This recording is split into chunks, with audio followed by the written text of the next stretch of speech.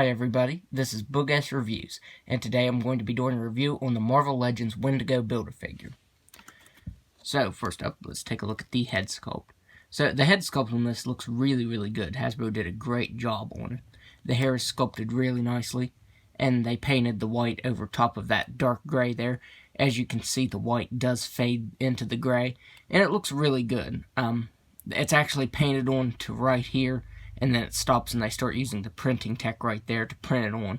And it has just a little bit of that paint printed on right there. So that looks pretty good.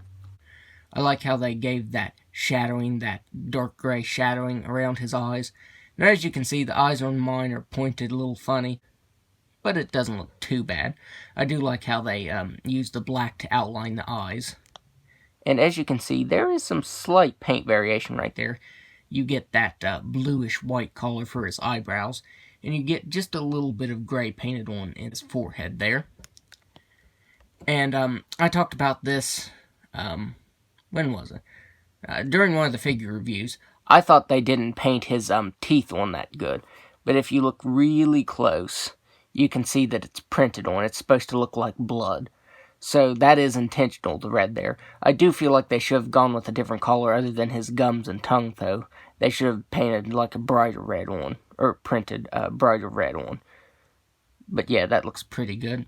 And I do see just a little bit of his teeth where they're supposed to paint some teeth on, kind of got painted on his lips.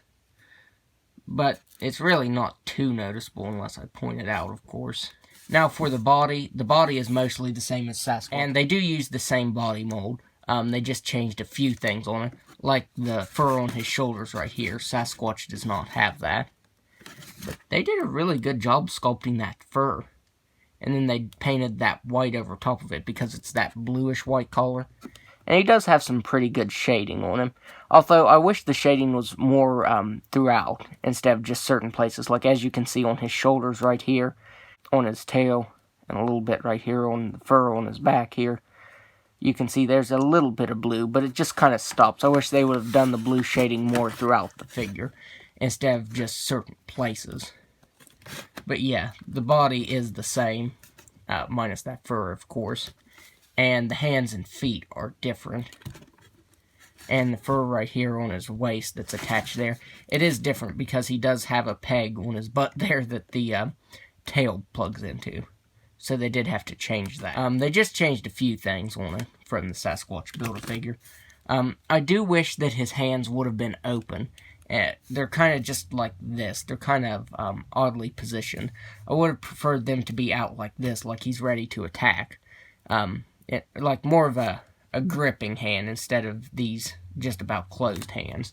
And it would have been nice if Hasbro would have painted his fingernails on, because if you look, they do have some lines sculpted in on the fingernails, but there's no paint detail. I might end up painting his fingernails and toenails, because, like I said, they didn't paint those on there. But he does have some blue shading here on his forearm, on the top of his forearms, and the top of his hand. And you get a little bit right here on his stomach. But like I said, it would have been nice if they would have painted or even printed some blue on his chest right here, just to bring out some more of the sculpt detail, because he has a lot of fur sculpted on there. Fur, hair, whatever you want to call it. He does have a lot of that sculpted on, but, you know, it doesn't have a lot of paint detail, so it doesn't bring it out as much. And we do get these different feet. I will show the feet on Sasquatch, and then the feet on the Wendigo. And we all knew this was coming, that they would use, that Hasbro would reuse the Sasquatch body mold for this. So there is some new pieces, but for the most part, it's a reuse. So that's about all to go over with this figure. He does have a good bit of fur sculpted on his tail, but it's just cast in the white, so a lot of the details aren't really brought out. If they would have done a wash of gray, I think all the details would have popped that much more. So now let's go over his articulation. He has a ball-jointed head that can't look back that far, just a little bit from where he was originally, so it can't look up very much. He can look down slightly. That is hindered by the fur there on his chin. He can move his head side to side. If you move it to the side there, his hair does get stuck, and it might stay that way if you leave it for very long. And he can move it the other way. There isn't that much hair here, so it just kind of goes up like that. So you can move it side to side. And for some reason, mine has that kind of motion to it. He has ball-jointed shoulders that can move all the way out. He has swivel at the bicep, single-jointed elbow that really can't bend in that far. He has swivel at the wrist that can move side to side, and down all the way, and up all the way. He has an ab crunch that can move back all the way, but you get a lot of gappage right there. Like, that is really bad. So, yeah, I can stick my pinky up in there. That's how big it is. So that is pretty ugly. I wish they would have...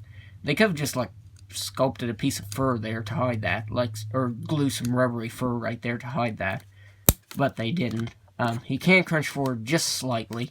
It's kind of weird that he can crunch back so far, but not that far forward. He has swivel at the waist that can move side to side. He has a swivel tail that can move all the way around. He has ball-jointed hips that can do a complete split. He can kick forward just slightly, and he can kick back all the way.